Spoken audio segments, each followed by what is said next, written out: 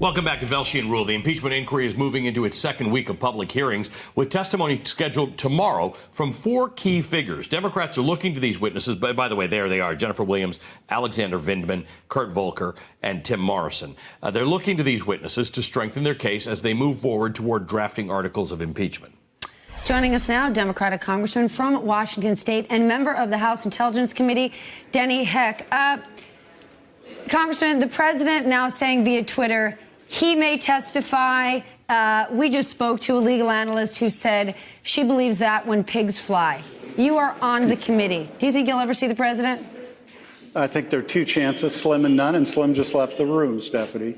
Look, he says he'll testify, but look at what he does. What he does is prohibit primary individuals around him from coming forth and offering testimony, even though they've been subpoenaed or requested to. He prohibits the release of the documents which have been subpoenaed from the State Department and the White House, those with notes or calendars or memoranda, all of which would bring direct evidence upon this deliberation. So I'm paying attention to what he does, not to what he says. And I remember full well at one point during the Mueller proceedings, he said he would be glad to sit down with Director Mueller. That never happened. The Republicans, your Republican colleagues, continue to say that they want firsthand witnesses to testify. But in fact, there have been a number of people. I mean, I don't know what they want to call firsthand, but there have been people who've been on the phone call. You're going to have two tomorrow. Yeah. Does that complaint hold any water? Because what the whistleblower said, and the president continues to try and find out who the whistleblower is, has been corroborated by people who were either on the call, heard about the call, talked to somebody about the call, or were involved in the things that actually came out of that call. Well, it'd be more credible of an objection if they supported the president releasing John Bolton and Mick Mulvaney and Michael Duffy to come forward and testify. It'd be more credible if they encouraged the president to release those documents. But no, the fact of the matter is there's a mountain of evidence. It's overwhelming. It includes the president's own words, his own confession in the transcript of the call, Mick Mulvaney signing that confession, the text, all of the various people who have talked to us and come forward with direct knowledge about this. But moreover, there's a consciousness of guilt involved in transferring that transcript to the code word server, which is usually reserved for things like covert operations, and also consciousness of guilt by refusing to allow these things to come forward.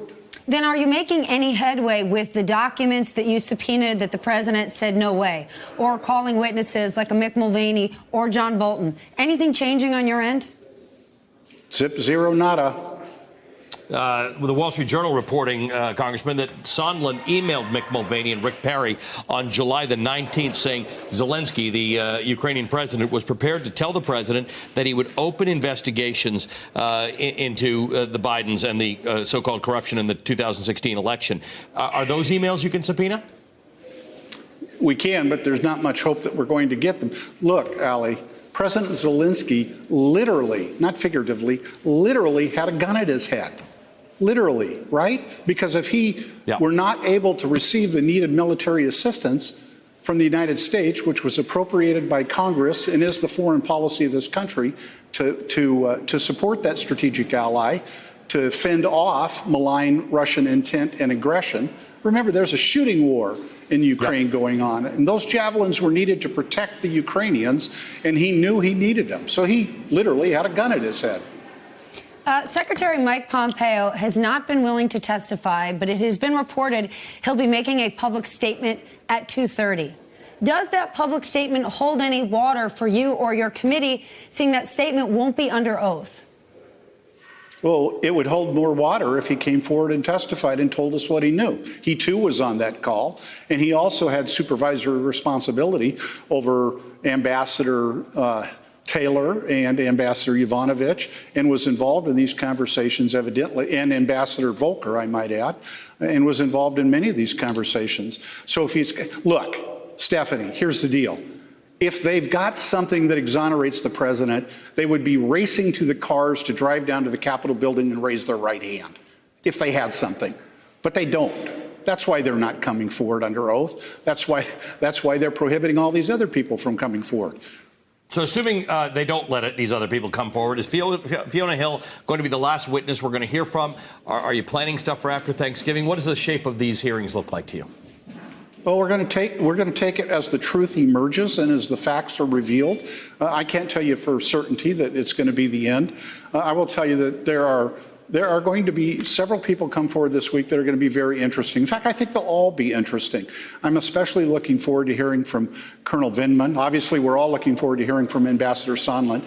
I will tell you personally that the individual who I found as riveting as any and as compelling as any was, in fact, Dr. Hill, who was at the National Security Council. She's the one who kind of blew the whistle on the language about Ambassador Bolton saying that Rudy Giuliani was a hand grenade and that he wouldn't be involved in any of the drug deals being cooked up by Sondland and Giuliani and the rest. She's an incredibly compelling witness, and as of right now, you're right, she's the last scheduled to testify. Except the person who she was saying said that was John Bolton.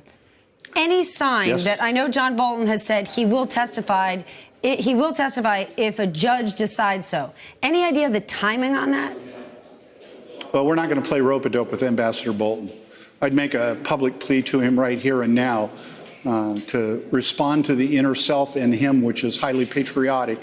And despite my philosophical or policy disagreements with Ambassador Bolton in the past, I do believe he's a patriot.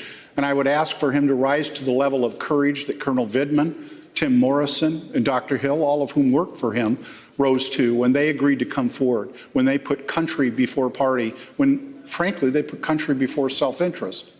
Hey, MSNBC fans, thanks for checking out our YouTube channel. Subscribe by clicking on that button down there and click on any of the videos here to watch the latest interviews and highlights. You can get more MSNBC for free every day with our newsletters. Just visit msnbc.com/newsletters to sign up now.